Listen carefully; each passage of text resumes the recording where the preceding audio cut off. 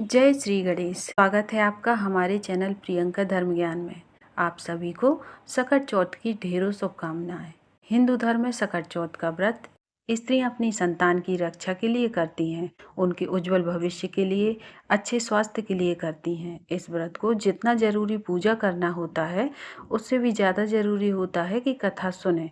तो आज के इस वीडियो में हम आपको सकट चौथ के व्रत की हर घर में सुनी जाने वाली कथा सुना रहे हैं, जो बहुत ही ज़्यादा महत्वपूर्ण है। कथा को बीच में आप नहीं छोड़ना, अंत तक अवश्य सुनना। और आइए सकट चौथ व्रत कथा प्रारंभ करते हैं। कथा सुनने से पहले सबसे पहले देखिए आपको क्या करना है। गणेश जी का पूजन कर लें, हाथ में कुछ तिल ले लें और पास में ही एक जल का लोटा भर के रखें। कथा सुनते समय हुंकारा अवश्य भरें। तो आइए कथा सुनते हैं। एक बार एक गांव में एक बुढ़िया रहती थी।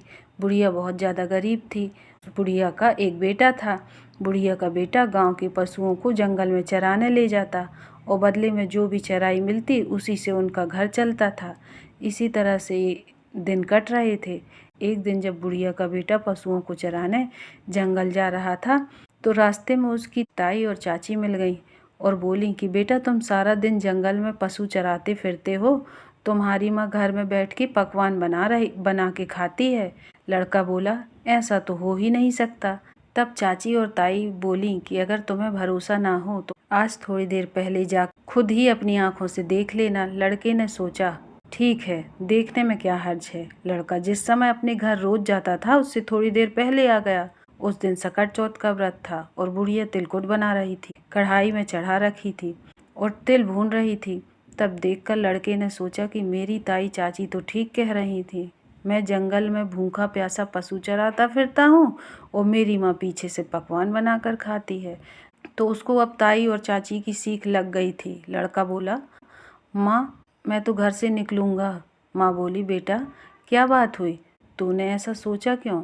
बेटा बोला कि माँ, मैं जब चला जाता हूँ जंगल तो तुम मेरे पीठ पीछे पकवान बना बना के खाती हो। मुझे खिलाना तो दूर, तुम बताती तक नहीं हो। अब मैं इस घर में नहीं रहूँगा, मैं तो जंगल में जाऊँगा। बुढ़िया ने बहुत समझाया कि बेटा, आज सकट चौथ का व्रत है इसलिए तिलकुट बना रही थी, लेकिन बेटा नहीं माना। बुढ़िया समझ गई यह किसी के सिखाया पढ़ाया गया है, यही नहीं रुकेगा। बेटा जाने लगा तो बुढ़िया ने कहा कि बेटा, यह सकट चौथ के व्रत के तिल हैं, यह तुम अपने साथ ले जाओ। जहाँ भी भीड़ पड़े, मुसीबत पड़े, तिल पूर के बैठ जाना। अगर तुम्हारे नाम का व्रत करती होंगी तो मुसीबत टल जाएगी। लड़के ने तिल हाथ में ले लिए और वह चल दिया। चलता चलता एक जंगल के पास पहुंच गया। अब जंगल में गया तो देखा कि सामने एक बहुत बड़ा शेर खड़ा है। शेर ने रास्ता रोक लिया। लड़के ने सोचा कि आज तो मेरा मरना तय है। डर के मारे कांपने लगा। सबसे पहले इंसान को अपनी माई की याद आई तो उसे भी अपनी माँ की याद आ गई। माँ याद आते ही माँ के दिए तिल याद आ गए। तिल पूर के बैठ गया और बोला कि हे सकट चौथ माता, अगर मेरी माँ मेरे नाम का व्रत करती है तो यह शेर गाय बन जाए और यहाँ से चला जाए, नहीं तो मेरी मृत्यु तो आज तय है। जैसे ही उस लड़के ने ऐसा बोला, वैसे ही शेर गाय बन गए। गाय बन के पूँछ हिलाता चला गया, क्योंकि बुढ़िया तो अपने बेटे के नाम का ही व्रत करती थी। अब वह राम राम कहता हुआ आगे चल दिया। आगे चला तो देखा एक बहुत बड़ी नदी रास्ते में उफान पर करती हुई आ रही है। अब उसने सोचा कि अगर नदी पार करूंगा तो डूब के मर जाऊंगा, क्योंकि नदी का बहाव बहुत तेज है, तूफान आया हुआ है, और अगर मैं यह नदी पार नहीं करूंगा तो रात हो गई है, पीछे जंगल है, जंगली जानवर मुझे नहीं छोड़ेंगे, मुझे खा जाएंगे। आगे कुआ पीछे खाई, फिर याद आई माई, और अब वह फिर से तिलपुर के वहाँ पर बैठ गया और सकट चौथ माई के, हे सकट चौथ माई, अगर मेरी माँ ने मेरे नाम का व्रत करती थी तो यह नदी बट जाएगी और मुझे रास्ता दे देगी, नहीं तो आप आज तो मेरा मरना तय है।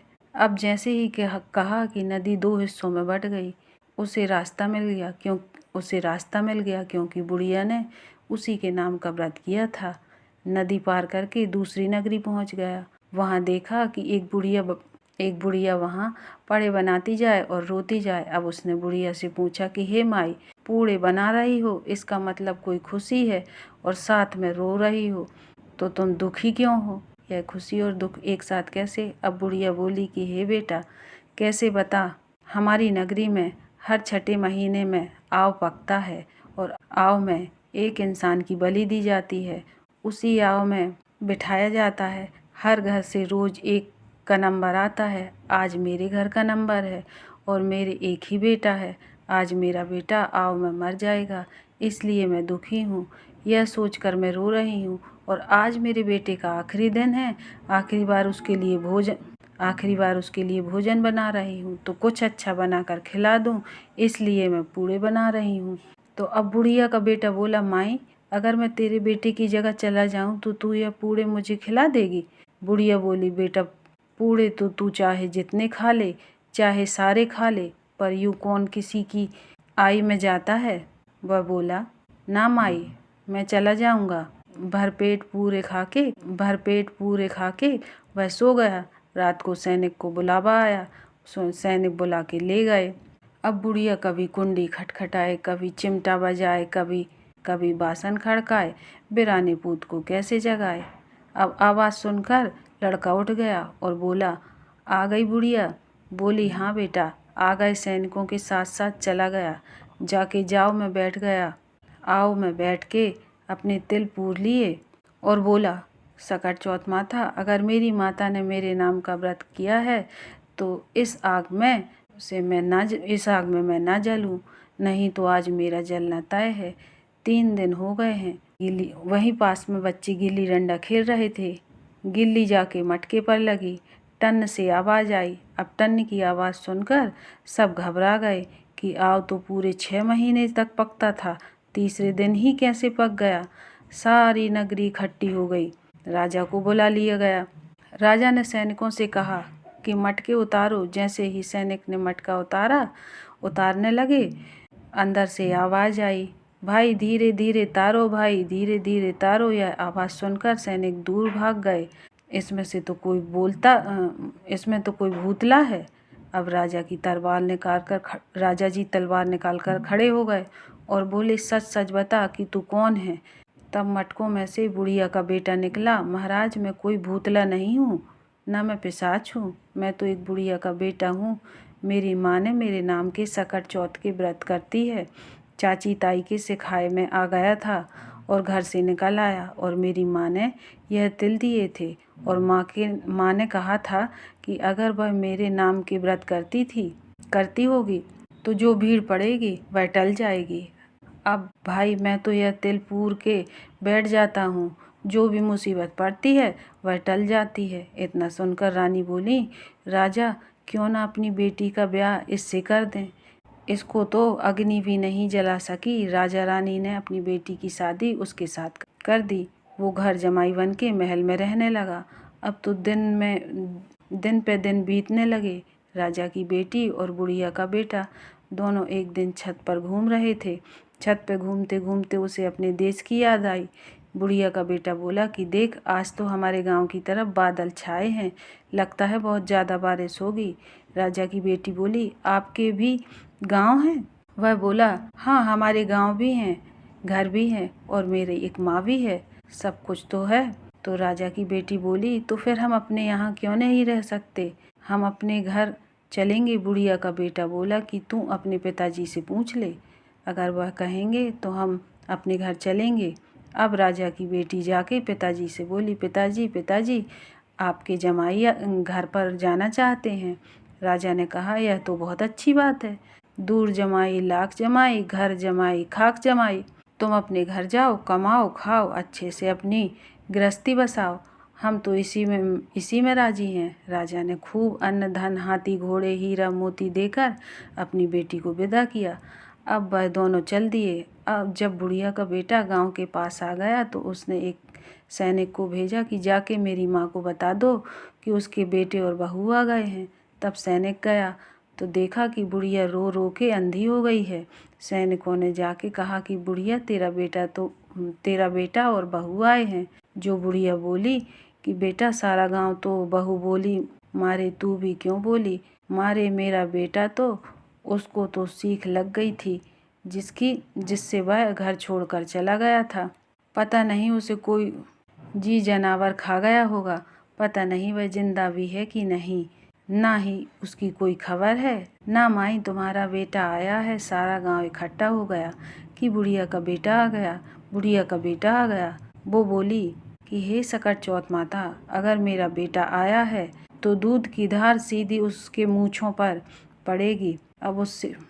अब उसे चमड़े के आंगे पहनाई गई। जैसे ही बुढ़िया का बेटा उसके सामने आया, आंगी फट के दूध की धार छाती से बहकर कर्र से उसकी दाढ़ी मूछ भीग गई। बहकर के उसकी दाढ़ी मूछ भीग गई। सारे गांव में रुक्का मच गया। बुढ़िया का बेटा आ गया, बुढ़िया का बेटा आ गया। सकट चौथ माता की कृपा से बुढ़िया की आंखें भी ठीक हो गईं। जैसे ही बेटा को सामने देखा, बेटे को आया सामने देखा, बुढ़िया बहुत खुश हुई। अब बेटा तो माँ के पैरों में गिर पड़ा। माँ, मुझे माफ़ कर दो। मैं चाची और ताई के सिखाए में आ गया था और घर में से चला गया था।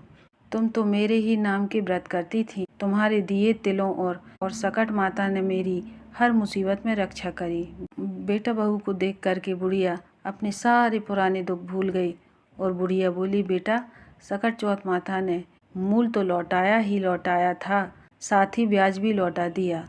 अब बुढ़िया के तो ठाठ हो गए। बेटा बहू बुढ़िया की खूब सेवा में लग गए। सकट चौथ माता जैसी कृपा तुमने बुढ़िया पर करी, वैसी सब पर करना। कहते सुनते हुंकारा भरते, सब पर करना, सारे घर परिवार पर करना, हम पर भी करना। यह थी सकट माता चौथ की व्रत कथा।